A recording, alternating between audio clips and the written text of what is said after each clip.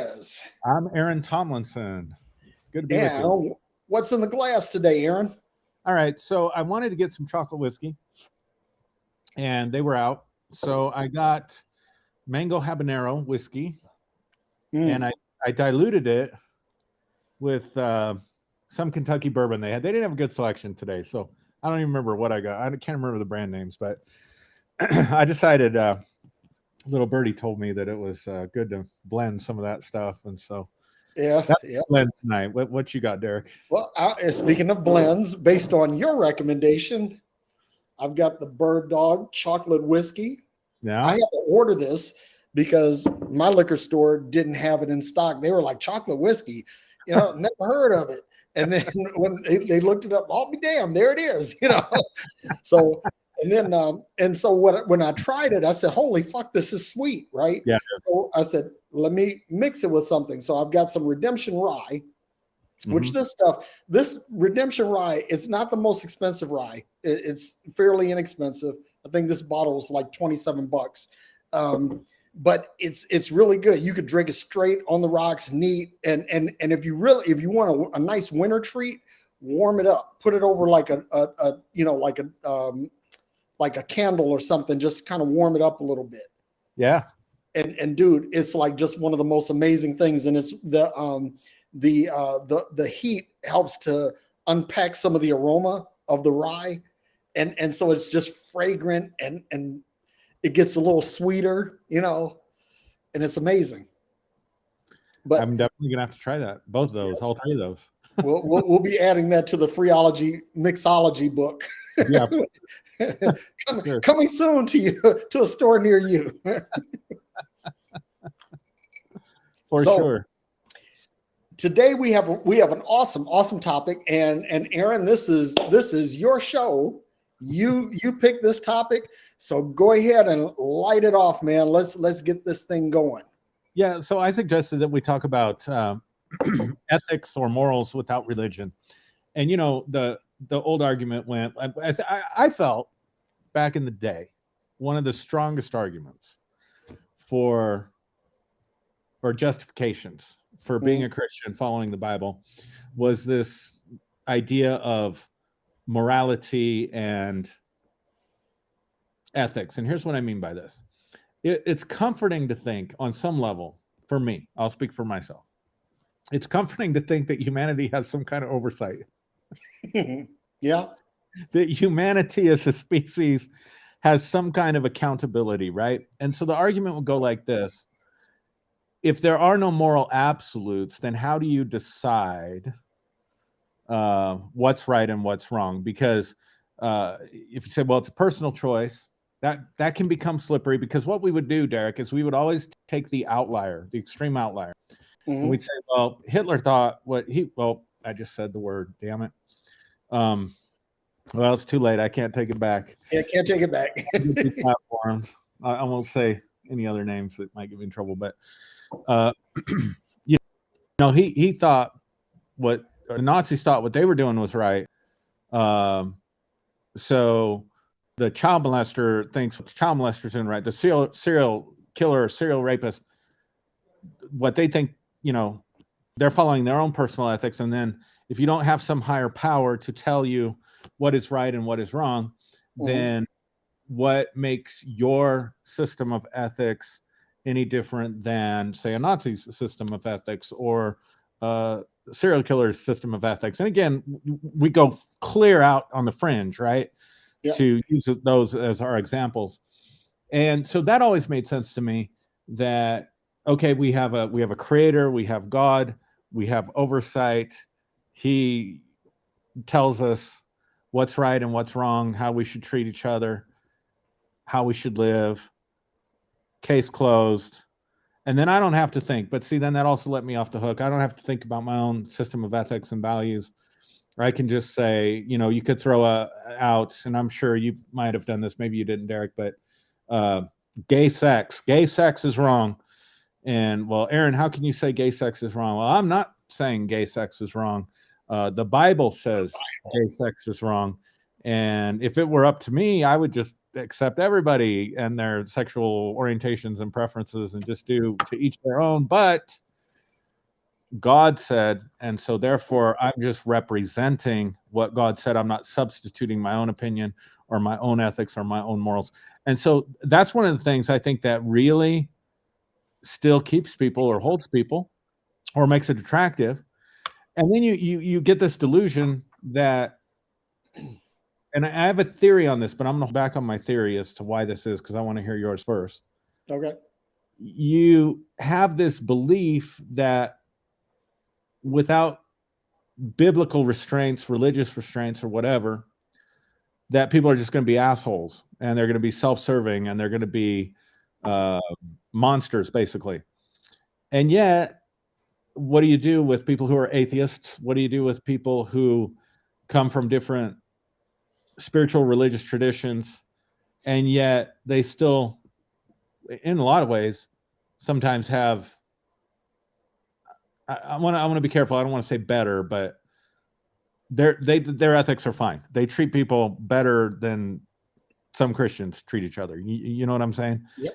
And so I just thought it'd be good to talk about this whole topic tonight. Yep. So with that, I'd love to hear your thoughts. And I'm really glad that you brought this up, that you suggested this as a topic, because, you know, I'm on a roll on my Facebook public page again, where I've crossed the million user reached threshold again. And it's always interesting when you get there, because like you're at one point humble, and at another point, kind of you're empowered, right? Because, okay, I'm doing something right, kind of thing. But yeah, part of this was behind a meme that I posted that said that you don't need religion to be moral, right? Right. And so we need to do a couple of things. We need to unpack the difference between religion, between morals and ethics, right? Because they're very similar, but they're also very different. Mm-hmm. And I'll come back to that. But this one guy just kind of went in and said, well, without the Bible, how will we have any moral standard? Right. And I was thinking to myself, I said, okay, I used to subscribe to that same notion, because you and I had, our clerical trajectory is very similar, right? So I used to believe that, the Bible, it was the Spirit of God that just kept humanity from utterly destroying itself. Right. Okay. But now I realize there is no Spirit of God per se. So how does this all work? And then I look at certain people. I met people who are atheists, and I've been doing a lot of name dropping lately, so I'm going to do a little bit more name dropping. Sure. I have a friend. His name is Dan Thompson, and Dan is a retired university professor, right? Okay. And he grew up in North Carolina. A lot of the men in his family were Klansmen, but he left North Carolina, went to Carnegie Mellon University, and got his degree and did his master's and got his doctorate, and then worked in Wall Street and all this other stuff, and then he came back to to his alma mater to teach until he retired. Well, Dan is atheist, and he's been, he's one of my first Facebook friends that I didn't know personally.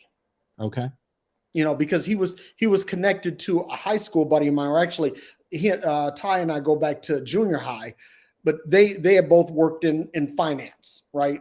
So anyway, long story short, from that point, Dan, from the time I met him, Dan was very vocal. He's an atheist and he's a communist.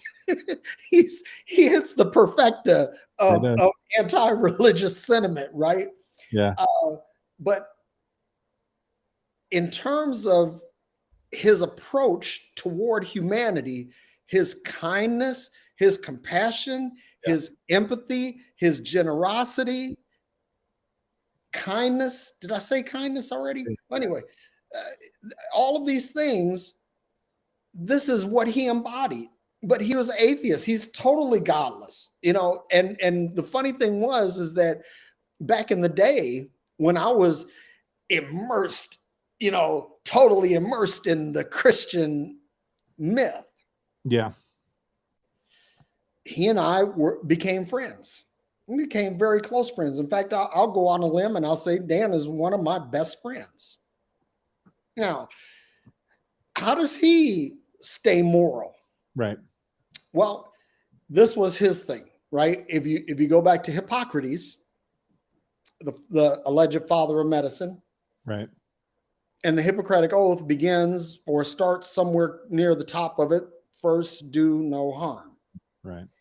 And so I saw Jimmy Ligon in the chat, and he said, "Do no harm," and that's the key thing, right? I believe, because this is the one thing Christians always ask me when we talk about things concerning morality. They say, "Oh, well, you're saying you could do whatever you want," and I'm like, "Fuck yeah, you can do exactly what you want. Right. You can do what you want. You can say what you want. You can consume what you want. You can fuck who you want. Whatever, right? As long as what you are doing does no harm to anyone else." Right. Now, this goes back to a subject I think that you and I talked about almost 2 years ago, the difference between hurt and harm, right? There are a lot of things out here that you can get hurt about, and some of it is genuine hurt and some of it is butt hurt, right? Yeah. But there's a lot of things that may hurt you, offend you. Right. They don't cause any harm to you. You'll get over it, you know? So that's the thing when you're talking about, you know, behavior. Let your behavior not be harmful. Now, to talk about our friend H1 plus sign 1 ER, right? Yeah. He was doing something that he framed as being right, and he got the support of people around him to codify and to co-sign what he was doing, but it still wasn't right because it was harmful to particular groups of people. So the thing that I will say is this, before I kick it back over to you, is that what makes humanity ethical, and this is what I say, right? I say empathy is the key, and then closely coupled with that is compassion. And I believe that empathy and compassion are the elemental components of love. And if you operate in empathy, that I see it, I want to see it through Aaron's eyes. I want to walk a mile in Aaron's shoes. Okay, if I'm willing to put myself in that position, then I'm saying I'm really concerned about your perspective, right? And then compassion just simply says, okay, I care about you. I'm concerned as to whether or not you eat, or whether or not you have a roof over your head, or whether or not your family is cared for. I'm concerned. I care.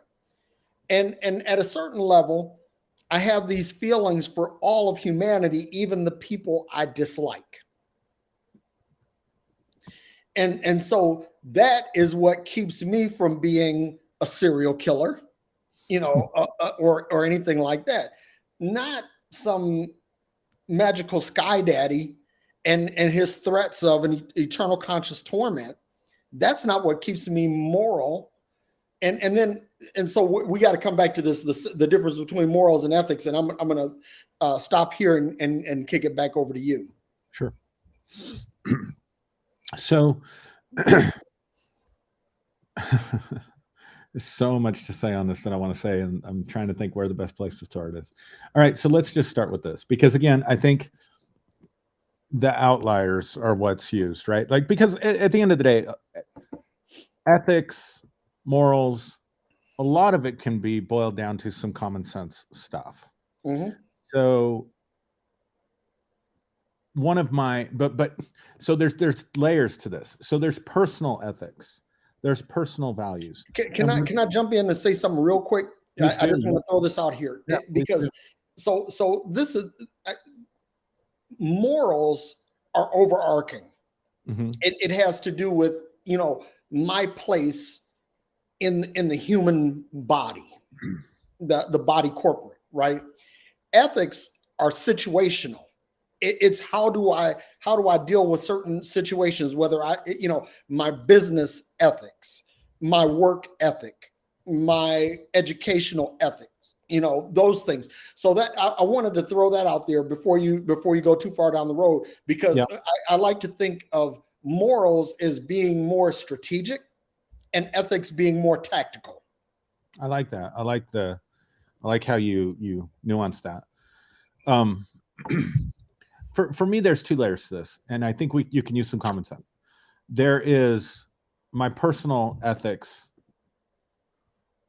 things that are important to me because of who I am and my experience, and I guess I would call that your authenticity.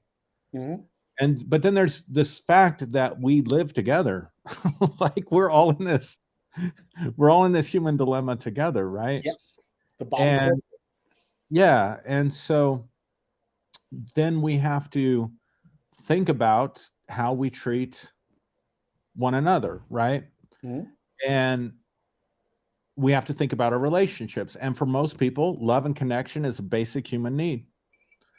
And so it serves us well then as a species to think about morals and ethics in terms of, like you said, how we fit into this collective, Yeah.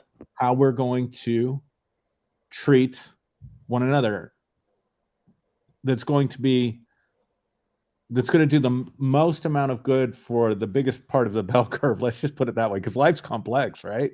Yep. And it's going to do the least amount of harm. You see what I'm saying? I one thing with ethics is I'm trying to stay away from any absolutes, Yeah.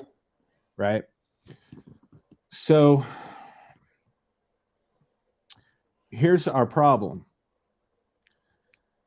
This requires that we do some real thinking for ourselves. Like, how many people really sit down? Like, one of the things, and I love that you put out, those of you that haven't seen Derrick's challenge on his Facebook page for like the pre 2023 challenge, of just little things that you can do every day, practice every day, set up some accountability with people so that you can do little things like make your bed, drink some water, things that are good for you, things that we all know we should be doing, but we don't do every day. So, get up, make your bed, drink some water, meditate, stretch, journal.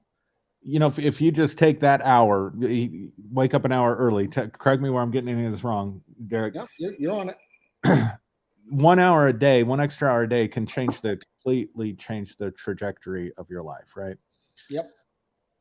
One of the things that I think that we don't do, and man, I was thinking the other day, I would love to design my own education system. I would love, if I could do anything, if I could be king of the world, I would experiment with education systems Yep. and think about how we educate and raise human beings in society. But I think it's served me well, I'll put it that way, to try to think about how do I cultivate my ethics. So now that I don't have this absolutist belief in God, I don't believe in the Bible, I don't believe in Christianity, then what's my code of honor? What is my ethos? Hmm. And what guides and what governs that? And you have to think about that and you have to develop that. And so, and I think it has to be authentic to every person. I'm saying all this to get to this. The problem with religion is that it shoves a code of morals or ethics down your throat Mm. that doesn't fit most people, which then alienates you from yourself. It Mm. separates you from yourself. Mm. It creates contradiction inside yourself. And I'm going to give you one, Derrick, and we may go back and forth on this one a little bit because this is seeped into our culture, but this comes from the church. A lot of what seeps into the cultural thought comes from the church, but this whole idea of servant leadership. Let's just talk about this idea of servant leadership. Yeah. Because, and I don't know if it's still the rage it was, but you remember back in the late 90s, early 2000s, everything was about servant leadership, right? And love to talk about those verses where Jesus talked about that. But let's just be honest. At the end of the day, some of what we are seeking, some of what we need as human beings is power. We need power. And leadership is about power. And I think in spiritual circles and religious circles, we have this innate drive for power, and we try to sanitize it by making it sound spiritual or religious. Mm-hmm. And I honestly think the way I understood and taught servant leadership, because it's one of those slippery words. I could be talking about servant leadership and have completely different references in my experience than what you have or what our listeners and watchers, viewers have. So when I say servant leadership, what I'm talking about, what they're thinking, maybe two totally, completely different things. But to me, it's a little bit disingenuous. I would much rather authentically embrace a desire for power and gain, Mm-hmm. and honor and acknowledge that that's there, and then think about the pursuit of that acquisition of power, the pursuit of that acquisition of gain, Mm-hmm. and the pathway that I want to take in regards to my relationships with people. But if I think automatically, and in religion, any pursuit of power, any pursuit of glory, any pursuit of attention or affirmation is looked down upon, right? Yeah. So what I think happens with a lot of religious people is they have these innate desires for these very human things. The desire for sex is another one, right? You have these innate desires for certain things, and we have to play these mental gymnastics to like make them okay. Does that make sense? And No, so it makes perfect sense. it creates this conflict inside ourselves. And so what happens then is you get leaders who talk about servant leadership, but they won't carry their own Bible to the pulpit. Well, you know what? Here's the problem, right? Is that It's a real contradiction. you brought up something really important: the need for power, the desire for power, right? And here's I came up with a very simple way of addressing this, right? Is to make people feel empowered, to give them a sense of autonomy. People would come to me and say, well, they would say, well, Pastor Derrick, what do you want? What would you like me to do? And I would always say, if you see something that needs to be done, do it. You have my full blessing. And if it's not what we need, then we'll correct it along the way. Or we'll tweak it, right? But the thing is, the reason why people have this quest for power is because they don't feel empowered. Yeah. Because religion certainly doesn't encourage individual empowerment, right? No. And because religion informs and influences so much of what we understand societally, that there's no sense of empowerment among people. And let me say this: this is the cult of Trump, and why this is a big thing with that is because the cult of Trump empowers people to say and do things that they otherwise wouldn't, because they feel like they're not empowered. So they feel like they've been hindered or harmed by minorities or by people based on their sexuality and all of that. And so now you have somebody like Trump that makes them feel like they can say or do things that they otherwise couldn't. And so I think that one of the things that when we talk about morals and what is right and wrong in terms of the body corporate, that there has to be a sense of empowerment, that the whole thing with voting, right? voting is exercising a franchise that gives you levers over who governs you and what the style of governing is going to be. So if there is a shift in the ideological viewpoint of governance, the party that has held the power, now they're going to do everything they can not to relinquish it, because they don't want to. They understand. See, here's the other thing too, is that people who wrest power, they snatch power. People who do that, and in doing that, when you snatch power, when you seize power, you're violating very fundamental moral and ethical codes. You know, and what I'm talking about, the fundamental, I'm talking about a very human level. I'm not talking about situational. I'm talking about in a very corporate sense. So when you wrest this power, you understand how you got it. You understand that. So now when it's time to relinquish some of that power, and you understand what it is to take power and what it is to disempower or disenfranchise someone, you get scared, because you think that, hey, that everything that I've done is going to come back to me. So, go ahead. But I think the issue there, Derrick, for me, and I'm trying to find the words to say what I'm thinking. For me, I think it's the incongruence, though. I think, so in other words, if I could own the fact that I need power over my own life, mm-hmm. The allure of religion at the end of the day, for me, boils 100% down to power. Oh, absolutely. The power to live forever, the power to control circumstances, yep. So that my life, can be what I want it to be. That I can have some level of superiority over those that don't follow what I believe in.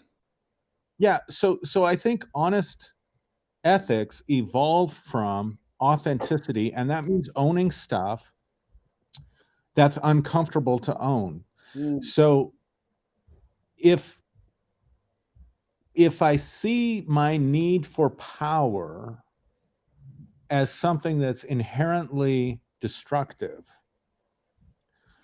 then I'm going to suppress that need for power. I'm going to try to sanitize it with religious language, yep. or morals or ethics or whatever. And then it's going to come out in very destructive ways. And so I think that's what we see, because now I cannot live congruent, because, okay, let's just take, maybe sex is an easier one for people to relate to than power. Let's go down that road.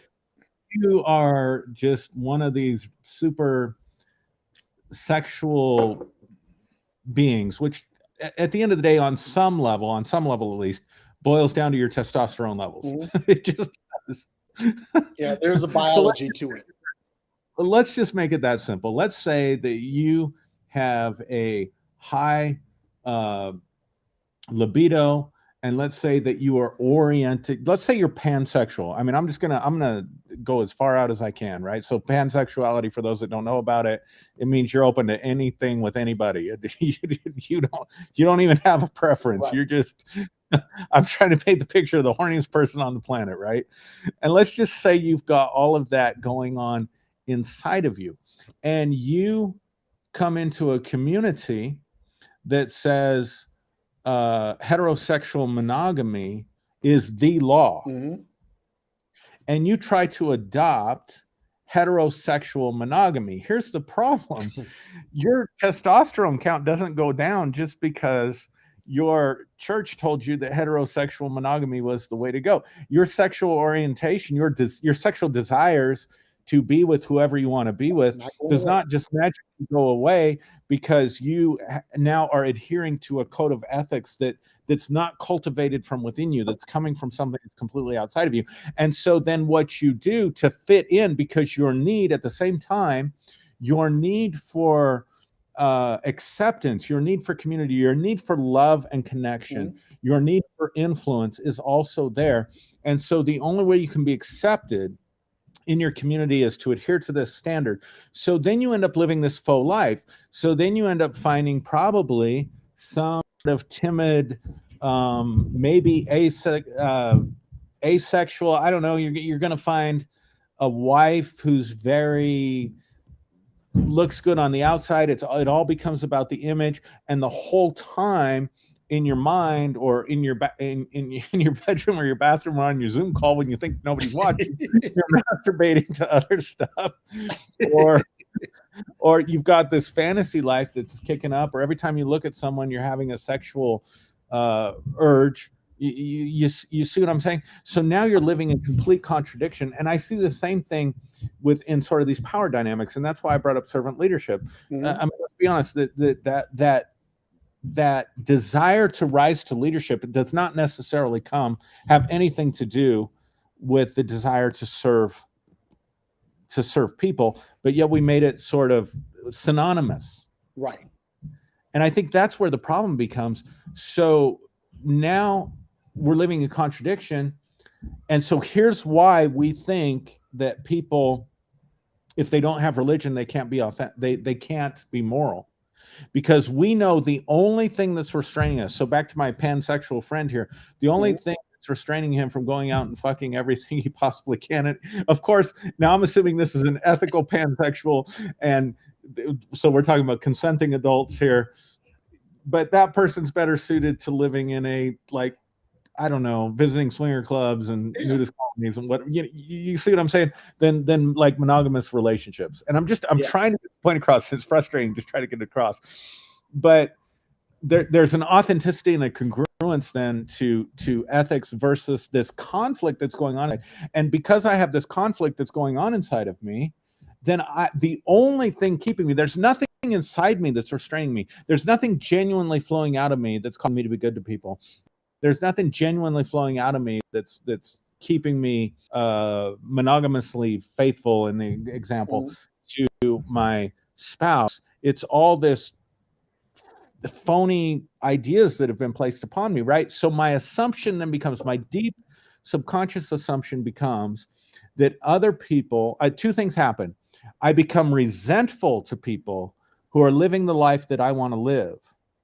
So now all of a sudden, if I'm a preacher, worst case scenario, my pansexual becomes a preacher. God, where am I going with all this? I hope I'm slamming down the homosexual community. I'm slamming down whoremongers. I'm preaching every week on the importance of purity and all this stuff, because that's how I'm keeping myself in check. And then I see people that do that, and I hate them because they have an authenticity and a freedom that I myself don't have. And so I'm bent out of shape with that. And then number two, I think, well, if we release moral absolutes, if they don't come down from God, then everybody is going to go out and live this unrestrained life. Mm-hmm. Whereas I think maybe a better approach for that person would have been to authentically own their sexuality and their sexual desires and all of that kind of stuff, completely 100% own it. If they could be in a community where there could be acceptance of that kind of stuff, then they're not having to sacrifice the need for acceptance and the need to fit in and all of that stuff. But then they can actually think about, okay, this is who I am. This is how I'm made. Now, how do I live? How do I live in a community where not everyone is a horny pansexual? I don't know. For some reason, that just seems easier to talk about than the power dynamic. No, that's all good stuff. But here's the thing: you talk about authenticity, right? In other words, every individual has to have a moral code. In other words, here's the moral code, right? The moral code lines up perfectly with what's called the golden rule: do unto others as you would have them do unto you, right? So if you're looking at this from a moral code, a moral, and you were saying that you're not going to go to a moral absolute, but I will, because I think that every individual has to have a moral absolute, or at least a moral compass. So they say, okay, these are the things that I wouldn't mind if someone did to me. But these are the things that would absolutely chap my hide if somebody did them to me. Now, if I know this and I'm being true to myself, if I'm being my best authentic self, then I'm not going to project those things on anyone else. Now, you were talking about like in the pulpit, and this is a really interesting thing because we've seen this time after time after time. Pastors that talk about sex outside of marriage. If this is a consistent topic for this individual, they are having sex outside of their marriage, or yeah, I found that to be true. I found that to be true for sure. If they are constantly banging the drum about homosexuality or sexuality outside of what they call the heterosexual norm, yeah, that's where they are.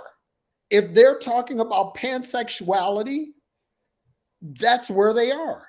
Or even if they're talking about asexuality, that is where they are. Because people, and this is the other thing too, when you don't feel empowered, yeah, you project. Yeah. Projection is the result of disempowerment, disenfranchisement. When you feel like nobody gets you, now I'm going to talk about this. And so when you find somebody that's banging a drum, there was this guy and he just recently passed away. His name is Kevin Samuels. I don't know if you heard of him or not, but this guy was really down on Black women. He's a Black man, really down on Black women. And the thing is that what this guy was doing is he was projecting based on how he had been treated by Black women, or maybe how he saw his mother treated him. There was something going on under the hood that made him do that. Because listen, whenever you see projection, there is some harm, some damage, some trauma that's under the hood. Yep. 100% of the time. So this goes back to what you were saying about authenticity, right? To what, and this isn't biblical, but this is something, I don't know, Socratic, or to thine own self be true. Yeah. If you can't be true to yourself, right? Here's the thing. If you can't be moral, in other words, like here's morality. You see someone leave a $20 bill on a store counter. Yep. Now, you know, and especially if let's say you're at a cash register and someone just left. Yep. You know, the chances are that's probably their money. Mm-hmm. So if this were you, you would want someone to return that money. Yep. Right? And so if you are authentic, true to yourself, and you say, I wouldn't want this to happen to me, I'm going to be like, sir, ma'am, you left something here. Yeah. And that's morality, right? And then ethically, you're at work, right? And you're trying to close a multi-million-dollar deal. So you know that you're competing against other vendors. So what you do is you kind of overinflate or embellish your own company's capability to try to win the deal. And you know that you have the ability to persuade, speak persuasively. Mm-hmm. And you know that deep down inside that that's wrong. And you know that if you were on the side of the customer, you wouldn't want this done to you. Yeah. So if you have a robust moral compass or ethical plumb line, you're going to say, okay, these are things that I'm not going to do simply because I know that if the shoe were on the other foot. See, this is where empathy comes in. right? Because if I'm not willing to see it through someone else's eyes or walk a mile in their shoes, I'm apt to do anything to them. Mm-hmm. And this is why I think that I've had these discussions about socialism and the Nordic countries, Mm-hmm. Denmark, Norway, Sweden, Finland, Iceland. Consistently, these countries are rated the happiest places to live. Yeah. They have the happiest citizens, and they are the best places to live. True. Why is that? Because they have embraced a corporate empathy. Yeah. So let me say this, Derrick, because I'm just fascinated with this idea of why people are immoral. But what if empathy is natural? So what if we change the whole conversation? What if Christianity convinced us that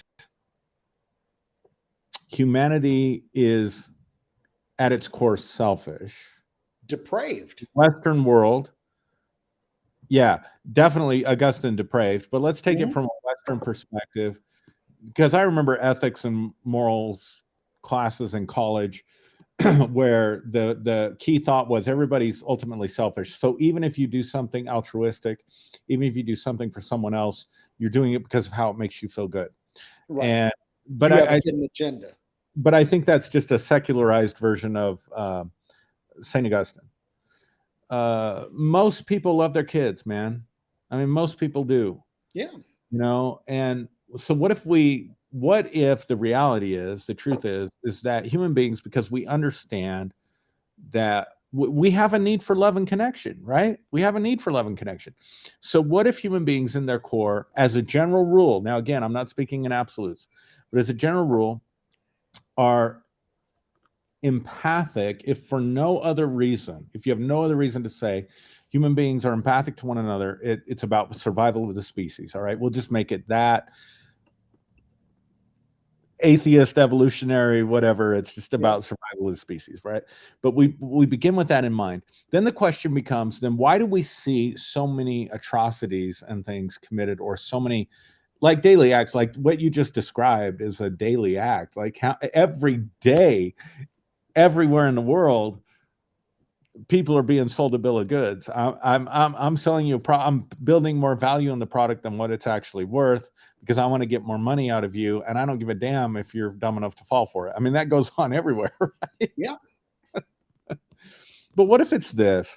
What if it's that I cannot tap into empathy if I don't have authenticity? In other words, here's what I'm saying. If I'm alienated from myself, if I'm divided with myself, then how in the world, if I don't know what I really feel and think, then how in the world can I be expected to have genuine empathy to understand how someone else feels and thinks? I think I have to know how I feel and think, and I have to be true to myself. If I'm not true to myself, how can I be true to you? Yeah. If I live with myself 24/7 all the time, from birth to death, I'm this point of consciousness, I'm this point of awareness on the planet, and I can't be aware of myself, I can't be authentic to myself, I feel completely separated and split off from myself. So I think there's three answers here. I think religion, and to a degree the state, I think we're talking in some terms about the same thing. We're talking about these power dynamics of hierarchies. Power is higher than us, right? The church and state tell me how to think and behave, but it doesn't fit who I am. So now I've got a conflict inside myself. And because I have that conflict inside myself, now I'm going to have conflict with you. Now I'm not going to be able to tap into the empathy that's naturally there within my own humanity. I think that's the first thing. I think that's why we see people talk about, and spiritual circles drive me crazy too. We're always hitting on the church, but I'm gonna take a swipe at spiritual circles. The new age crew, same thing. We're just gonna love everybody. I remember the love and light crowd. In the pandemic, the love and light crowd. We just love everybody. We're just all one. Blah blah blah. Fuck you. I'm not wearing a mask. You're not gonna impede on my freedom. I don't care if you've got and from someone who had someone I deeply love at home that I was concerned about during the pandemic, every time I'd hear that, I'd be like, then you don't love me. So we talk about this universal love, which I think is a pipe dream. I think it's a fantasy. You can't love everybody. It's ridiculous. Yeah, that's let me stop you there real quick, because I got over this because listen, I was all about this thing. I was going to be about love, and love is the highest expression of humanity. I don't believe that anymore. I really believe that basically you should find your tribe and love them hard. Simple. And then if you find your tribe and you love them hard, if they are indeed your tribe, they'll love you hard. And you'll find that happy place. You're not created to just be in the midst of everyone. And right. and that goes back to what you were saying about authenticity. Because here's the thing, if I'm trying to love somebody that I can't stand me, right? Am I being authentic? No, you're not. You're in the conflict again. You're in that conflict again. You're in that internal division again. And I guess that's what I'm pounding the drum about. But I want to address this thing. There are people that are born without empathy, and there are people who grow up without empathy. Mm-hmm. We have terms for them clinically: a sociopath and a psychopath. Mm. And we use those words like they're synonyms, and we use those words interchangeably, and I understand why we do that. That's show. But clinically they're different, and it's very easy if you just look at the words to understand how they're different. A sociopath is made by social interactions. Mm-hmm. A psychopath is born. Yeah, it's in their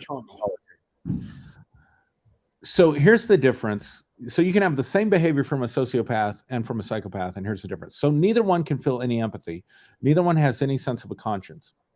A sociopath will kill somebody, throw them in their trunk, be driving down the highway and get pulled over for speeding. And the police officer will be approaching their car, and the sociopath is scared shitless. The sociopath, his heart is racing, he's sweating, he's nervous. Mm-hmm. Oh shit, what if he wants to look in the trunk? Right. Whatever. The psychopath somebody, throws him in the trunk, shuts it, takes off, gets pulled over for speeding, and not only is he not worried, there's nothing wrong with what he did. Right. Or he's likely to be the guy that kills the cop for wanting to look in the trunk. Yeah, exactly. And then can't understand why the rest of society thinks that they did anything wrong. Right. But those are very rare individuals. So I just wonder, we have to deal with that in society. But I think it's like religion. And when we talk about some of this stuff, it's like everybody's afraid that every single human being on the planet is a psychopath or a sociopath, right? Mm-hmm. And so if we give people freedom, I don't know, Derrick, I might be becoming an anarchist, but I think if you just if we teach people how to be authentic, if we teach people how to cultivate their a code of honor, a set of values that they want to live by, a set of ethics in the way that they think about what is my contribution back to society, what are my responsibilities here in life, and we let people think that through on their own, I think we'd come out pretty good. Now, we might have to think about, okay, what do we do with the exception to this? What do we do with the psychopaths? What do we do with the sociopaths? But don't you think it'd be better? Wouldn't we be better served if we spent our time focusing on how do we solve the problem of psychopathy in society? Mm-hmm. How do we solve the problem of the LGBTQ community because they won't conform to, the nonsense that I hear in political discussions about gender and pronoun. Can we just get over the pronoun thing already? Who really cares? You really want to put that much energy into whether somebody goes by he or him or she or her or they or them or per or whatever other, who cares? Who cares? Now, I know it matters to people that don't feel binary, so I'm not talking about those people. I understand why they care. What I'm saying is, why do you care what somebody's pronoun is? Why do you care if so what do they want to be called, they or them? So what? Is it that big of an inconvenience? You had to learn their name, didn't you? You had to learn the name. Yep. Right? Like, I don't call you Steve. You know, here's the thing that what we need to learn is how to, because when you say anarchist, right, I don't think that's necessarily a bad word. I mean, me personally, I don't. I think that maybe we need a little bit of anarchy in society, right? And in other words, that we should clinically or professionally treat the exceptions instead of treating the whole as an exception. Because what happens is when we say, okay, you know, everybody's depraved. Okay, well that you know, what happens then is that people get a misidentification of what authenticity is.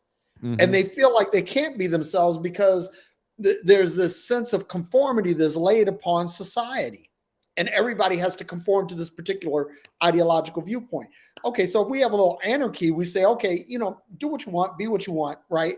And what we're going to do is we're going to institute safeguards to protect against the sociopaths and the psychopaths. In other words, what we're going to do is we're not going to your point, not going to operate based on any absolutes, morally or ethically. That we're going to acknowledge that there is some fluidity in the spectrum of both of those things. But what we have to do is we have to be able to identify when someone is breaking from that and they are in a or they have created or cultivated a situation where they are now a harm to society. It's just like how we treat cancer medically, right? We don't give everyone chemotherapy. Right. We don't give everyone radiation therapy. Yeah. Good point. We only treat that when we identify that there is a protocol or a heuristic that determines that there is a cancer in the body, and then we begin to treat it. Yep. And we have to take that same approach to society. But again, authenticity, right? Because if you don't know, if you are unwilling to acknowledge that you're sick, you're not going to go to the doctor and you're not going to get the treatment that you need in order to survive, right, or to get better, right? So the same thing, we have to take that same approach to, you know, the human condition, and we say, okay, everything is healthy until it isn't. Right. And when it isn't healthy, then we have a protocol or heuristic that we're able to deploy to identify and treat this. And and the other thing too, that's the other thing. When we talk about cancers, I really bristle at when people call other people cancers on society. Because a cancer, you kill it. You're merciless. You eradicate it. You eliminate it. You don't want any cancer left, right? Yeah. But when we start talking about that in the human condition, we're talking about eradicating, eliminating human beings. Right. That's not where we want to be. We want to say, okay, let's say that a human being is a cell in the body that's been contaminated with a virus. Mm-hmm. Now, we know that cell has a purpose, that cell has meaning in the corporate body. So we're going to treat that cell and eliminate the disease, right? Yep. And if we do that, but again, I'm going back. You said the magic word early on, authenticity. if you don't understand yourself, if you don't understand who you are, if you don't understand what drives you, what fuels you, what motivates you, what inspires you, what empowers you, if you don't know these things, then what happens is that you're going to go out and you're going to do all of these things that are trying to find that. Now, here's the problem, is that if you don't have the authenticity, if you're not rooted and grounded in yourself, then you might find things that satisfy those needs, the scratches, those itches that are not helpful or harm, or that they are harmful to others. Right. So. Yep. So shall we look at the comments? Yeah, man. I don't have anything to add to that. I think it's an interesting discussion. I'd be interested in revisiting it in the future. But I'm curious what other people think about this, because these are important topics. And Yep. but I do think I'm going to finish with this. I do think that this is one of the linchpins of religion. It's one of the things that holds religion together, is this whole idea of, like we talked about in the beginning, just to bring it full circle. If we can't trust humanity to come up with a good set of ethics, or if there's no oversight or whatever, then we're all screwed and we're all in trouble. But that's built on the presupposition that there's one way absolutes, and that humanity at its core is evil or depraved or selfish or whatever the case may be. And so I don't know. I think I would encourage people. Last thing I'll say, Derrick, and then I'll let you have the final word. I just would encourage people to take some time, as you're taking Derrick up on his challenge, or you're thinking about the new year, but take some time and reevaluate yourself and find out, what is your code of honor? What are the values? Maybe come up with 5 to 10 things that are your main guiding principles that you want to make decisions by, in terms of how you present yourself and your way of being in the world. And spend some time really thinking about that. But ask yourself, is this congruent to who I am? Is this authentic? Does this feel right? Or is this creating conflict within me when I think about this? And if it's creating conflict within you because you think you should have this ethic or you should have this moral, then explore that conflict and find out why that conflict is there. So that's the last thing I'll say. Yeah. I mean, and again, it's like the whole thing. I believe that why religion grabs this, they wrest this, they pervert it, they distort it, because this is how they maintain their power base. Yeah, it is. Totally is. It really goes to the heart of the issue in some ways, I think. So you want to start going through the comments here? We got a lot of them. Yeah, we do. This stimulated a lot of discussion. And by the way, folks, if you're listening, I put the link in there. You can click the link and you can join in if you want. If you have something you want to say, you want to get on to share something with me and Aaron, or if you want to disagree with us, feel free to jump in. And also, I got to say this too, that if you're watching this via YouTube, be sure to click the like and subscribe button. Yeah. See, Kyle Butler says, of course, Jesus existed, but only in the minds of those who believe he did. Who said that? Kyle Butler. Okay. I don't know about the historical Jesus. I haven't looked into it enough, but the historical Jesus, either way you look at it, is not present today. So any Jesus that exists in any time or place absolutely exists only in the mind of those who believe in him. If you guys want to get some feedback on that, I did a video on that last night. I talked about whether or not Jesus existed and why it's important.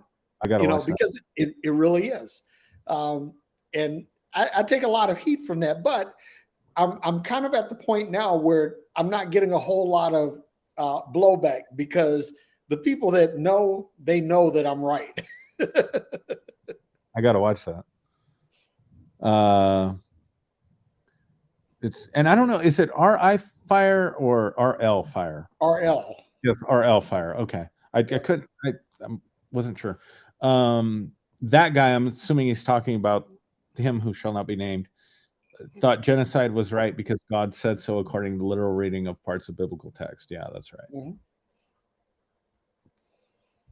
Ben Yeah, Urban. because like the thing is that guy thought that his approach was right because it was those people that killed Jesus, right? Mhm. And because of that, they didn't deserve to live, and that was a big driver in this. And I'm going to tell you something. I got in a lot of trouble because I quoted from that guy's book where he talks about Christianity being the root of his philosophy. And it's funny because people will always ascribe him to be an atheist, and he wasn't. Right. Now he had some atheists around him, like say, Himmler, for example, and he wasn't even an atheist. He was more of an occultist. Which that's another thing. I mean, getting into the psychology and the nuances of the Third Reich, I think that we have to figure out how to tiptoe around that. But I think that would be a great show. It would be a great show. Let's see. Again, RL Fire says, I'm far more concerned with what harm is caused by people boring down into a book. Yeah.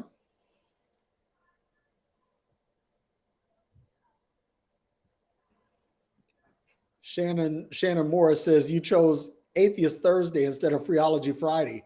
No, I don't choose. I can have my atheism and my phreology too. Yeah, I'm not sure what she meant by that. So RL Fire also says, as a generalization, people who are guided by their own sense of morality have a socially adaptive morality. And I believe that that's true. And I don't think that that's a bad thing. I think that morality and ethics are actually fluid. That I think that, like, let me give you an example. For most of our lives, if you're over 50 years old, for most of our lives, homosexuality was wrong. Yeah. That's how we were brought up. That is the thing. But as we, advance into the 21st century, we see that, okay, we were wrong about that. Religion was wrong about that. Society was wrong about that. And now we have to adjust our morality to accommodate our change in thinking. And see, let me tell you something. Like, this is the thing. You have to treat yourself. There has to be some plasticity in your thinking, some elasticity, some agility in your thinking that when superior information comes into your midst, that you have to permit that superior information to displace the inferior information that came before it. Because if you don't do that, you don't grow. And see, this is why I think this is why I'm against religion, is because religion says, God damn it, God said it, I believe it, that settles it. That's religion, right? But when you look at it, there's a lot of nuance to this. We're understanding different things in biology, which allows us to see things different in sexuality. And then we also look at social norms, and we say, okay, that we're seeing instances where same-sex couples are adopting children. And the children are not suffering because of the same-sex parentage, that they're thriving, and so hang on for a second, my cat's trying to come in. That's all right. Yeah, I mean, so this is why I'm against moral absolutes, right? Because they're not adaptable. Right. So you have to maintain some plasticity. You have to so that you can be fluid, and when these things change. And again, like ethics, right? Like here, like think about this, like insider trading. Mm-hmm. Insider trading. that is for a financial professional, that's a violation of a code of ethics, because you should not benefit from some information that the rest of the investor population doesn't have access to. Mm-hmm. And so let's see, now he's rolling around up in the bar. Uh, so ethics, there are ethics that are that are situational, and like for example, here's another one, right? That it used to be that a stockbroker would just their whole raison d'etre, raison d'etre. I'm sorry, I pronounced it wrong. That their thing was to make money, right? But now they have institutions that say they say up front, we are a fiduciary institution. In other words, we're focused on the customer first, Right. and so that represents an ethical change, right? Because the ethics were before that, okay, whatever it takes to make that bread, man. Yeah. Well, then we find that that's not always the right answer. Yeah. I'm skipping over a few. Ben always has good stuff to say, but we can come back to some of those, or you can catch them if you want to, Derrick. But I'm gonna skip over a few of them, not because they're not good, Ben, but because you're frequented often. Yeah, well, you know what? Here's the thing, Ben. You can always join in. I mean, Yeah. you're always welcome. Yeah. Kyle said something too. He said the Bible is the absolute worst guide of morality, and I believe that's absolutely correct. Only if you take it literally. Yep. Couldn't resist. Even if it's taken figuratively. I know. I'm poking, but I'm fun. Matt Kramer says humans in general are a social species. We gather together in families, neighborhoods, villages, towns, etc. In communities, a common need for safety and order generates rules that guide members of the community and how they can live together. Some communities have a religious foundation, many do not. In those non-religious communities, generally members are required to be peaceful with each other. I love how you said that, Matt. I really like how you said that. And yeah, I agree 100%. Karma Matata, she is one of my favorite Facebook connections. And I really wish that she would jump in because she's really outspoken. But she says, if Jesus said to hate your family but to love him, why is he a Christian mascot?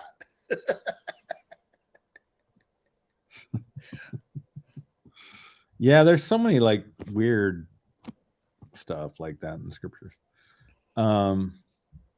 Ben says religious conditioning vilifies self-love, self-care, self-confidence, and self-education, which makes us unable to love, care for, confide in, and educate or be educated by others. Couldn't agree more.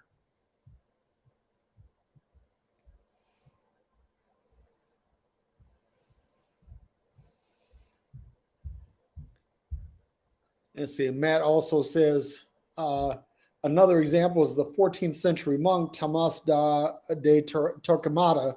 He was directed by the Pope to investigate examples of heresy. In his own enthusiasm to follow his orders, he devised horrific tortures to assist in his investigations. And I think that was kind of like on the tail end of the Inquisitions, Matt. Here's the other thing too, is that power corrupts, and absolute power corrupts absolutely. And for most of or what we call modern recorded history, the church has had absolute power. They have had the ability to define governance, define policy, define morality. They've defined so much. And and as a result, because people have abdicated their moral compass to the church, the church is I mean, they have made a tremendous power grab. But here's the beautiful thing is that right now in the age of information, people are seeing this bullshit for what it is, and now they're abandoning it, and the church is reacting to that. Yeah. My dear friend Lisa BK, I love Lisa so much. I'll share a little bit. She says, "Thank you, Aaron. I acknowledge that wrestle, power, servant leadership, my authentic empowerment. This convo is articulating an inner conversation for sure." So I just want to give a shout out to Lisa. She was when I first started pastoring, Lisa was our worship leader. And her life, her journey, I'm not going to say too much because it's her story to tell, but her life, her journey is one of the most inspirational. And I'm just so grateful that we're still friends and that we were able to reconnect because of social media stuff. And Lisa, I hope you're still watching. I just got to say, you're one of the most inspirational people in my life. And I love you dearly. I love you so much. So thank you for that comment.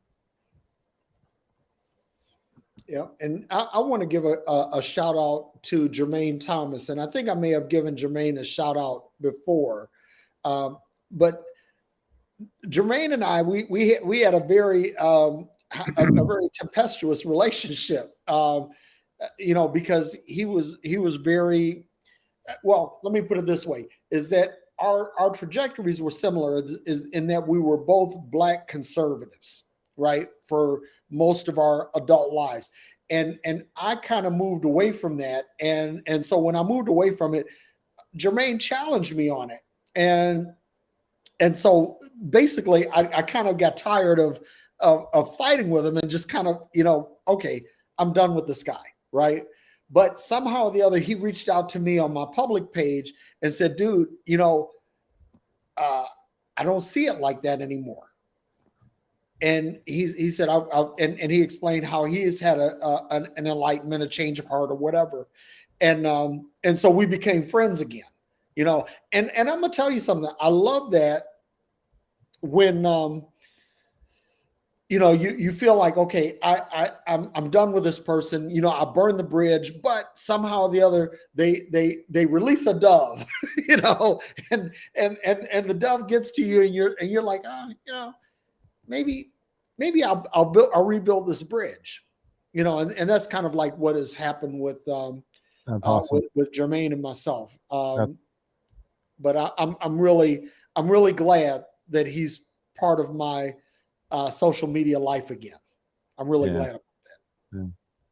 So there's way need to cover everybody's comments. So if we don't read your comment, please don't think that we don't find it valuable. It's just we'd be here another 2 hours if we go through all these comments. I love it though. I'm going to go back and read all of them because I love the discussion. But here's one I really like. Karma Matata. I have a problem with that moral code. No one knows how I want to be treated but me. I assume that Karma is talking about the golden rule. Do unto others as you would have to do unto you. I like that insight into that because that is so true. I'm automatically assuming that you want to be treated the same way I want to be treated, and then I'm feeling morally superior for treating you that way, rather than maybe entering in your world the way you want your world entered into. I love that. That's great, man. Well, somebody said this, and this was one of my favorite statements: is that how you allow people to treat you teaches them, or what you allow teaches people how to treat you. It does. Totally true. And so, this is where boundaries and establishing your own moral compass comes into play. Because if you don't tell people, okay, let me go back to sex, Aaron. Yeah. Because if you're not communicating in bed, right? You're not talking.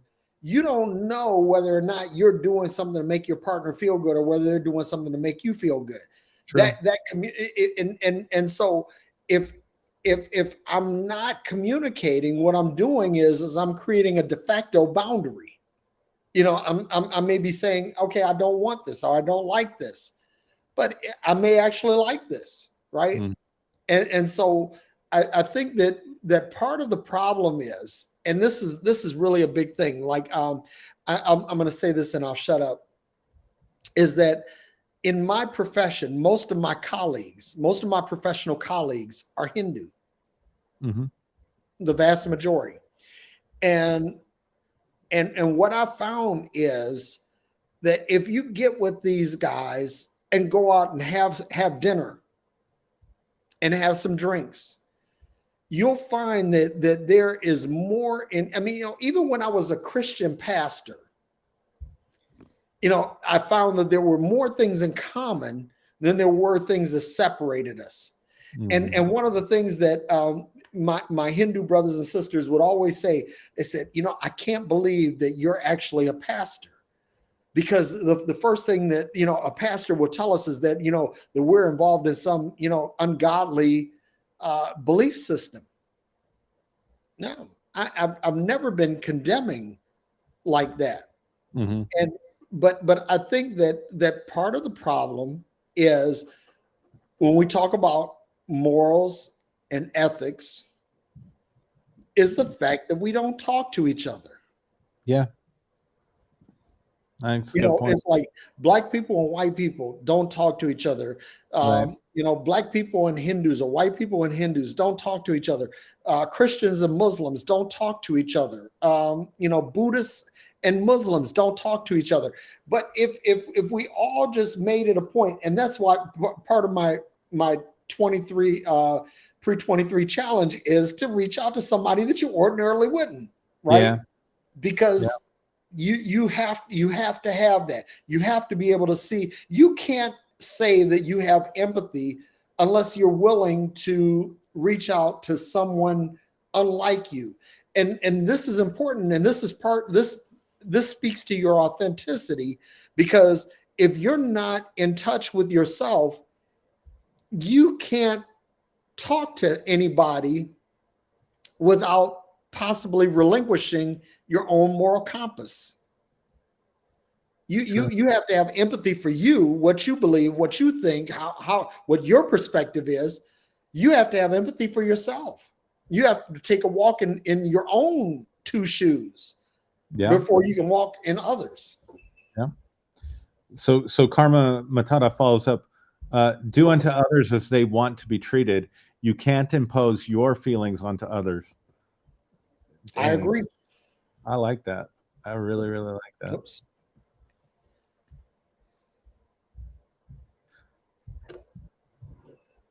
Yep, but it looks like everybody's kind of bashful tonight, man. Nobody wants to join in.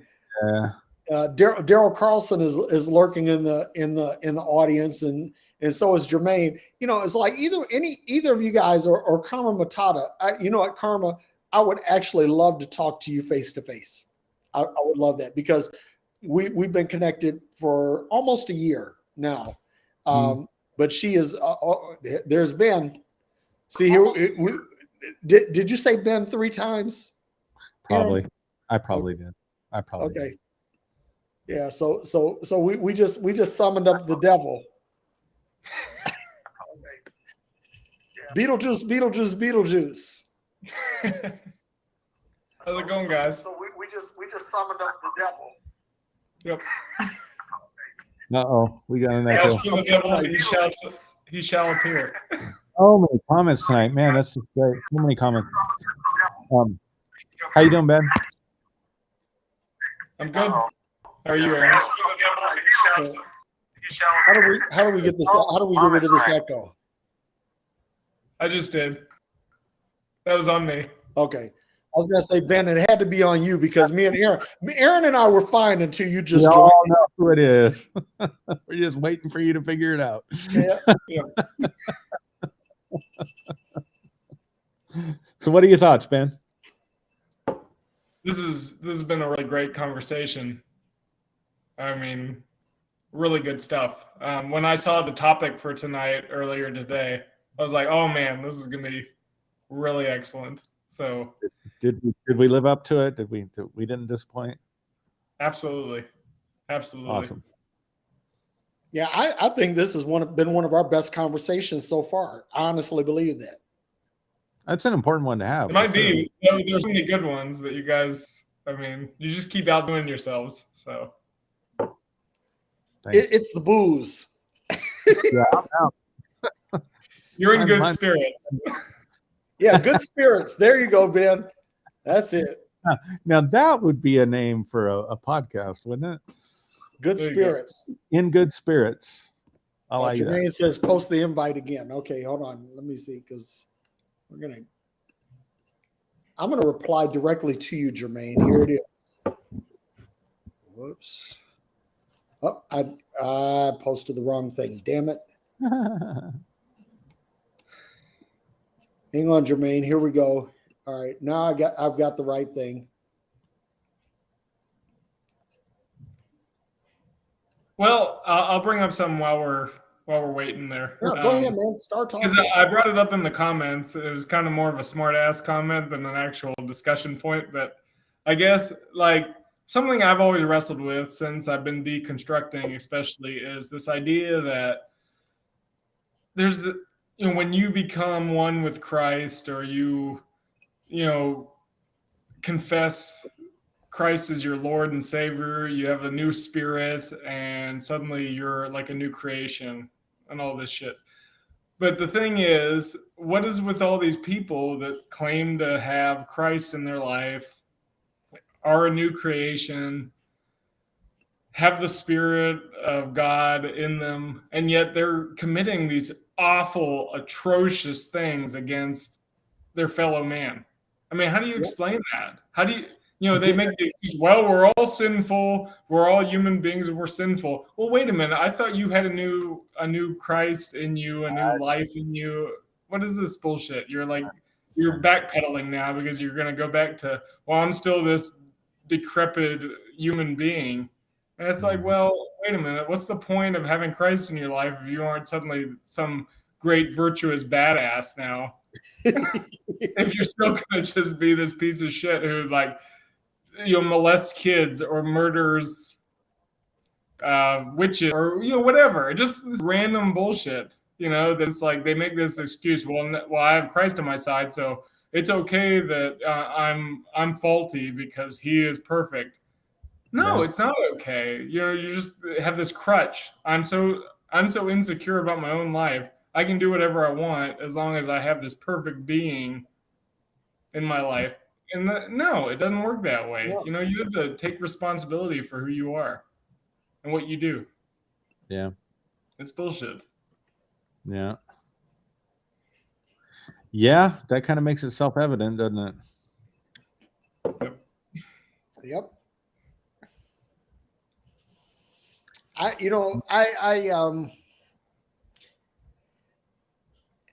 It's funny how people say it's the Christ in me that keeps me from being immoral. It's the Christ in me that leads me to. And I'm like, if you need religion to make you treat people well, you're just a psychopath on a leash. Right. It's like you're not really a good person. You're just restrained. You have external restraint. And if you subscribe to Calvinism specifically, then you're a robot. Well, because you don't make any of these decisions. You just do whatever this God needs you to do, whether it's good or bad. Let me tell you something, right? I said this last night, that progressive Christianity is the most disingenuous form of Christianity. Progressive. Progressive. I'm talking about these people that the liberal, inclusionists, universalists, they're the worst form of Christianity. But they think they're the best form. You want to know what the best form of Christianity is? The most intellectually honest form of Christianity is Calvinism. The Calvinists are the most intellectually honest, because here's the thing. It's like, you're either in or you're out. You're elected or you're not. Yeah. You're either good or you're evil. There's no fluid spectrum. It's like, because here's the thing. If you're an inclusionist or universalist, okay, what's the point in having Christ in your life? Well, If this creates a everybody's whole other this creates a whole other rabbit trail because like if this God supposedly has everything predestined, why was there a point for Christ anyway? Like what's the point of sending somebody to die for the sins of the world if only so many people are going to make it in the end? Like what's the point? Like just this God can just be the dickhead favoritism motherfucker that he wants to be. He doesn't have to have somebody die on a cross for it, right? Makes your head hurt. I gotta read Jeanette's comment here. She says, "But are they though?" So I'm sure she's referring to Ben's comment about being a new creation. But are they though? One has to ask what type of a new creature. What gets enhanced? Like if you're an asshole, you become a self-righteous asshole hiding behind Christ. A supernatural asshole. A super empowered asshole. Multi-dimensional asshole. You become Cornholio. Keep me for my bunghole. That's crazy. All right, guys. I don't know. I may have to bail. Oh, Jermaine just came in. Oh, okay, You can't good. leave yet. I love Jermaine. Yep. What's going on, y'all? What's going on, man? Hey, you know something, Jermaine, before you get going, I saw the picture of you and your sisters, and I said, y'all got some strong genes, but your sisters look good, but I don't know what happened to you, man. You got dropped on your face when you were a baby. Don't do that. Don't do that. I'll be right back, guys. I'll be right back. All right. I was like, I said some strong genes there. I said, but your sisters look good. They do. They do. Thank you for that. That shit funny. Oh my God. But yeah, Jermaine, I called you out during the show, man. I called you out because, dude, we've been through the fire together. But dude, you are my motherfucker for real. Yeah. Well, listen, y'all allowed me to make a complete ass out of myself, and that's okay. And I'm Damn, okay. what? Which one? Elle Jackson or Jermaine Mayberry? You know what? Fuck you, Siri. Oh, Siri talking to me. Hey, Siri, what's up, girl? Long time. I was like, what? I don't know. Something happened, man, and Siri started listening, man. I have that effect on Siri, so. Do you really? It's the Mac in you. It's that inner Chicago coming out. Great. I love it. See, I know about y'all South Side dudes. Outside all day, you already know. I already know. See, you know something. You ain't never told me you were from the South Side. No. I just know. See. Yep. Listen, man, you guys, this has been a phenomenal conversation. And let me just say this just to note that I appreciate the pushback. You see what I'm saying? Even Aaron had deleted me too. So it was Did cool. I delete you? Yeah, Did you I did. really? Are you Yeah. serious? Yes, you did. Man, you just have that effect on people. Listen, I was on my Trump hype. I get it. I understand. It's cool. But you guys have been phenomenal and pivotal in my deconstruction journey, to be quite honest. Before Derrick got to this juncture, I have been following his ministry for some time now. So he was light years ahead of me in the deconstruction continuum thing, but his insights, his words, it just resonated because I had a lot of questions around my beliefs and ideas. And then Aaron, you just gave me language that I was missing. I had a lot of questions, things I just put on the shelf for years. You, Bishop Jamie, gave me language for that, gave me language to put handles on the stuff that I put on the shelf for years. And today, I'm embracing where I am today in my spirit. I say my spirituality is fluid today. And you guys have been like a hero to me in that regard. So I just want to note that these conversations are very important. I spend a lot of time in spaces with people who are deconstructing and some who have deconverted. I'm doing advocacy work for for women who have experienced sexual abuse, clergy, gross Wow. misconduct, great. and things like that. I'm a social worker by degree, and I've been in social services for over That's 20 years. So Yeah. when you brought out about repression, right, about what religion does and how it specializes, you know, in us having these contradictions within ourselves. And so we build within ourselves this internal mechanism of, you know, the Christian version of Satan is our Jesus in that regard and in that respect, in a fundamental light. And so for some people, they have to deconvert. And so right now, what I'm dealing with or been addressing is supremacism or religious supremacism. Yes.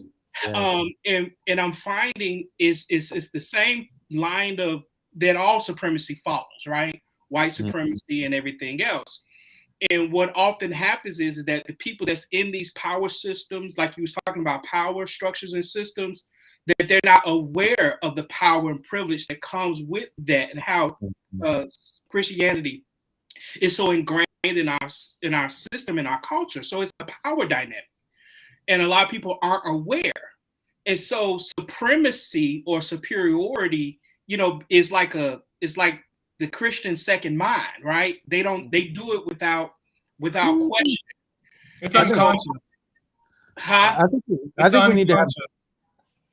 I think we need to have Jermaine on and do a whole episode on. I think so too. Honestly, thing. I love that. I could take off on that. Yeah, you have me stirred too, bro. I'm in the comments like, yeah, because that's true. No, but where are you going with that? Where are you going with that? It's very unconscious.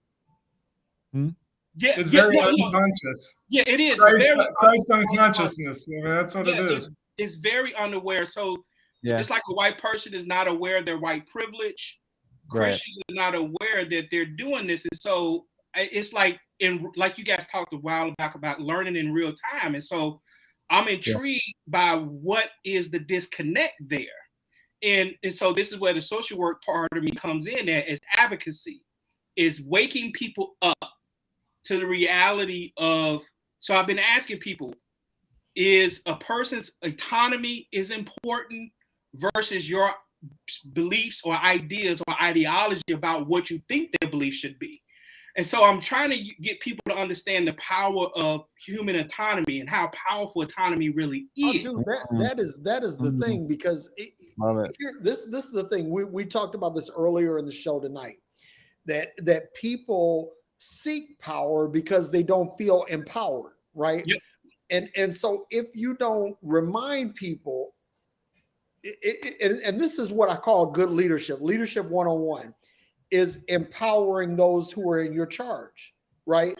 And giving them the autonomy to do things on their own, to make sure that they feel empowered. Because see, here's the thing: leaders cast vision, right?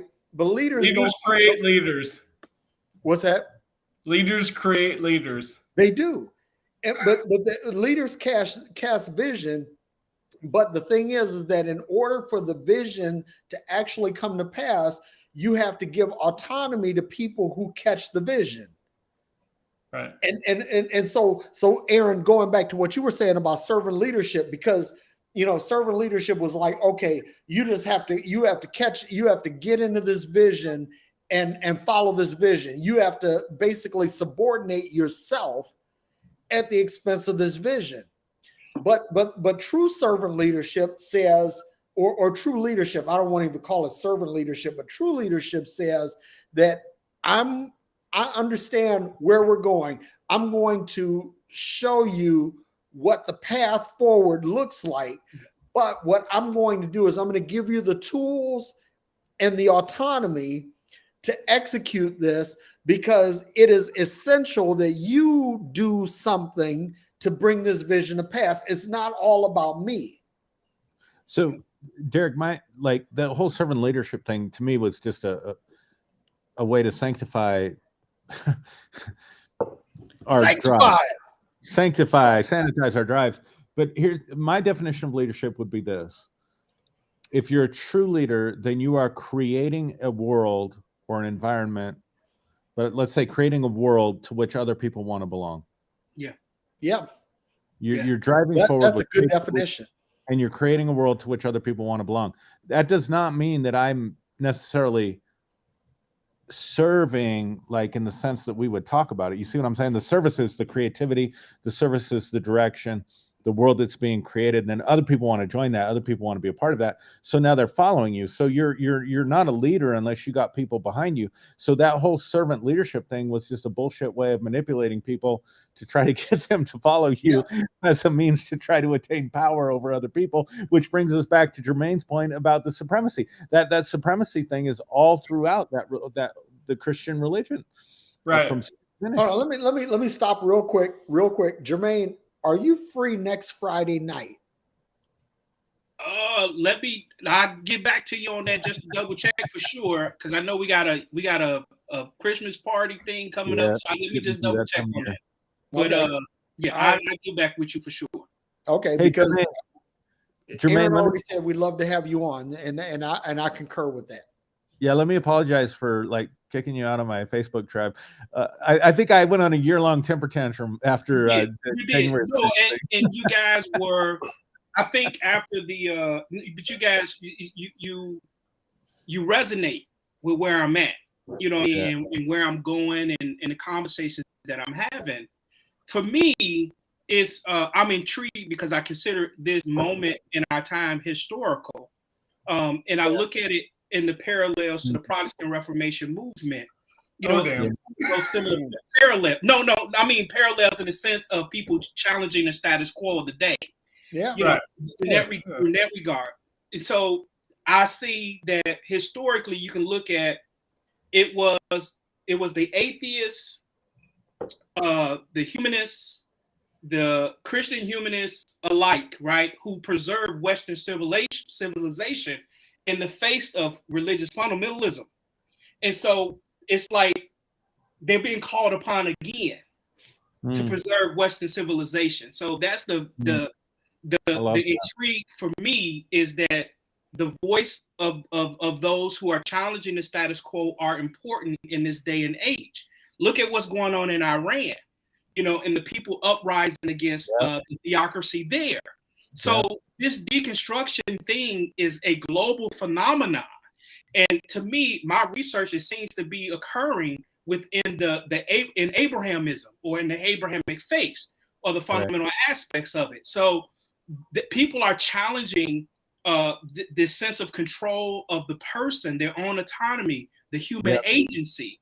And it's like humanity is vying, you know, for their freedom, you know, in religious oppression, just like other aspects of oppression. It's like spirit, whatever you want to call it, is addressing these things, right? So that, but what's foundational is human autonomy and the person's agency, and not assigning human significance to that, irrespective if a person want to assign a Christian Christ-centric narrative to that, African spirituality to that, or whatever it is.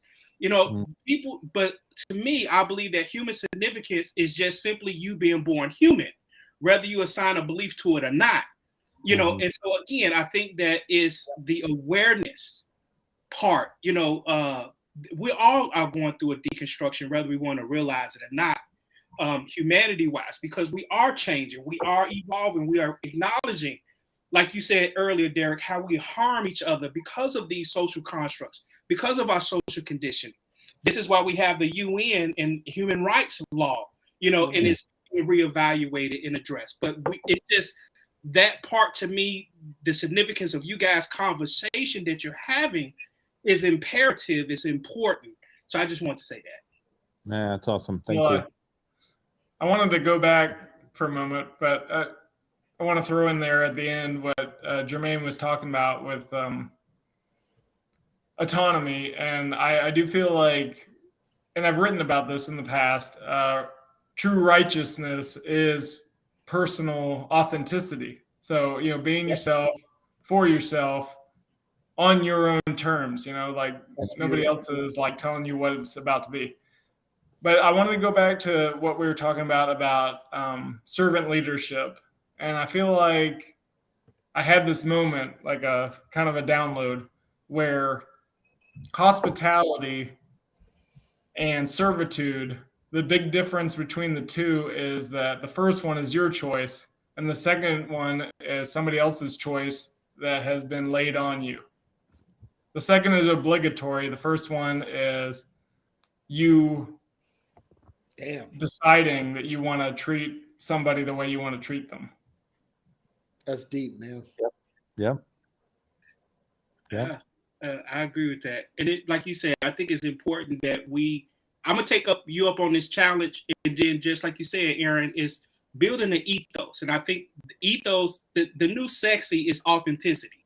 Okay. Yeah. Oh, hell yeah. Authenticity, transparency, and genuineness. Yeah. And so The that's timeless sexy. But you can't do that without If autonomy. that's the case, I'm sexy as fuck. You can't do that without autonomy, though. You exactly. Exactly. So Right. even tonight's conversation, you guys, has just it's like it puts all the pieces together. I'm working on a book, right? It's my coming out book, I would say, right? And so there was some information that I got tonight that is critical to that piece, because I want to highlight the importance of autonomy, right? And these are critical pieces of that: authenticity, genuineness. You know, like we talk about the fruit of the spirit, right? Love, and then all the other things, all of that. Authenticity is that main fruit, that main piece. And that what humanity is vying for is the right to their own autonomy. Yeah. You know, especially if it's not harming anyone, you know, or anything like that. So that's let me say this, right? Because we in America we talk a lot of talk about liberty and freedom, right? Yep. But if you are not free to be you, you're not truly free. If anything inhibits your authenticity, if anything inhibits who you are, then that is an infringement, an encroachment on your freedom. Yeah. Yeah. I think we're all like growing in real time right now. Oh yeah, That's how it feels to me right now. Like I'm ascending, and I Yeah. see you guys are. like that. Yeah, but listen, this is imperative because people are looking for the solutions, as you say, or the roadmap. And these types of conversations give people the roadmap. I'm telling you, I'm in conversations with people all the time who are not as vocal as I am, right, on the platform about my deconstruction or my deconversion, you know, or normalizing seeing Black faces talk about atheism, agnosticism, you know. So that's another part that's imperative, important to me, is to normalize seeing Black faces and Black voices, right, talking about philosophy. Listen, I'm doing my part, man. I'm trying. Derrick, you're killing it, man. You are killing it, bro. And you talked about doing your second book. I would love it. I would love to see that, because it's necessary. It's needed. You know, just like I was looking for a roadmap, there are people out there that are looking for roadmaps. You know, in these dialogues, in these introspective conversations that you guys are having, it's not about other people. It's a look at ourselves.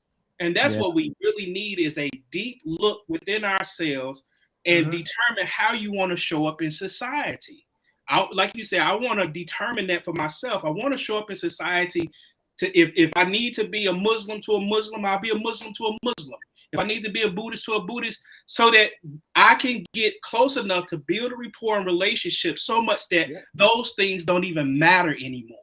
But here's the thing: to be able to do those things and to maintain your own integrity, to maintain your own sense of self. In other words, you don't lose yourself in trying to be all things to all people. Right. I'm just saying in sense of welcoming, right? I'm with you. I'm completely with you. No, I agree. I agree with you 100%. Yep. Right. I feel like we're more successful when we're not selling to people. You know, just be who you are. You know, right? You know what? I mean, if you have to put on a show and like put a presentation out there. Check this out, Ben. There are only two places where you'll see advertisements for Rolls Royce or Bentley, And that's in places like the DuPont Registry and the Robb Report, which are magazines that are catering to the rich, right? Yeah. Rolls Royce doesn't need to advertise because everybody knows what the fuck a Rolls Royce is, right? So the thing is that if you are authentic, you don't have to sell shit. Yeah. People are going to look at you and they're going to be like, damn, how can I get some of that? How can I be down?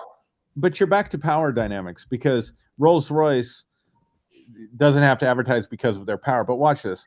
If I don't have my autonomy to present myself authentically, and I don't believe in that self, or I don't feel like that self has any power, then I will trick myself into resorting to really squirrely, underhanded ways to get things that I want or need, because I don't believe in the power of my own autonomy or authenticity to bring me the things that I need. Yep. So because I don't believe in that, then the only option I'm left with is trickery or deceit, or being a huckster, or stealing, or like all of that comes out of this lack of autonomy and empowerment to me. That's why I believe this platform, this platform is important, and what we do on a weekly basis is important, because what we're doing is we're telling people on a weekly basis that you are empowered, that you have the capability, that you have the power to make these decisions for yourself. You don't have to abrogate your responsibility for decision making to anyone else. You alone get to make those choices, right? So as long as we're doing this, and as long as and I love Ben. Ben posts these 4 or 5 paragraphs with a picture. And he puts it out there, and he's not asking for everybody to comment. He just puts it out there. He's not selling anything. He's just being his authentic self and sharing what's in his heart. And again, if we're all willing to do this, which I know that we are, right? Because I know all 3 of you guys. This is what we do. This is what we do, and this is what has to be done in order to help empower people. Because again, if we do some things to help people feel empowered, to make decisions, to do things on their own, to have autonomy, what you're saying, Jermaine, this is the game changer. Yep, it is. It is. It is. Elijah's letting me know I'm running late, so he just came down. He's like that. Yeah, I got it. I'm using my phone as a camera, and so my youngest son, is like, "Okay, we need some Wingstop, Dad." You know, Yeah. but I love you guys. I'll just grab one more proverb real quick. I love you guys. I love Freeology Friday, Yeah. but I love and my I kids. don't know if you guys have seen Anthony, but Anthony's like 6'5" and 300 pounds. You know, I got to feed this fucker. You know. I love that. Because if I don't, he may revolt on me, man. I want to point out a comment that Daryl Carlson made just now. He said autonomy will be opposed by all of the power structures, and that is absolutely correct. You're declaring war on power structure when you start talking about autonomy. That's good. But I have a quick proverb. Uh-oh. Come on. Absolute truth is living magnetism. Woo. People will truth experience you and they'll know that that's where it's at right there. All right, you better post that on Facebook, because I may meme you on that. All right. Absolute power is magnetism. All right, Jermaine, I hope you can join us next week, but if not, let's definitely get it on the calendar, man. Yeah, absolutely. I'll get back to you guys. I appreciate it, man. Appreciate the invite. Thank you. Thanks, guys. Yeah, so Aaron, I'm going to kick it over to you to close, and let's get out of here. Shit, I can't remember the new doxology. Wait, no, the doxology came after the offering in the Methodist Church. The benediction. It's the TED Talk, man. Come on. Oh yeah, thank you for coming to our TED Talk, and of course, peace and hair grease. We're out.